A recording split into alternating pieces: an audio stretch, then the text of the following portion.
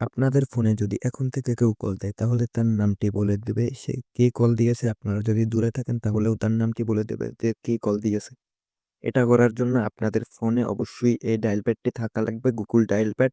এটা কিন্তু সব অ্যান্ড্রয়েড ফোনেই থাকে, অ্যান্ড্রয়েড ফোন, আইফোন সবকিছুতেই এই গুগল ডায়াল প্যাডটি থেকে থাকে। এই গুগল ডায়াল প্যাডের এমন একটা সেটিংস আছে যে সেটিংসটি অন করলে আপনাদেরকে যদি কেউ কল দেয় তাহলে তার নামটি বলে দিবে অথবা নাম্বার বলে দেবে।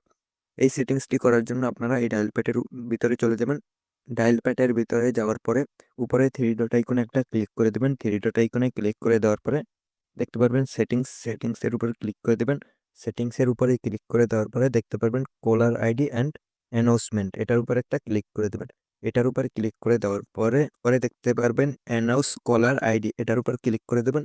এটার উপর ক্লিক করে দেওয়ার পরে আপনারা এটাকে অলওয়েজ করার পরে আপনাদের কাজটি এখানেই শেষ। এখন আপনাদেরকে যদি কল দেয় তাহলে আপনারা যদি দূরে থাকেন তাহলে তার নামটি বলে দিবে, মোবাইল ফোনেই তার নামটি বলে দিবে যে কে কল দিয়েছে অথবা কোন নাম্বার থেকে কল এসেছে সেই নাম্বারটি বলে দিবে।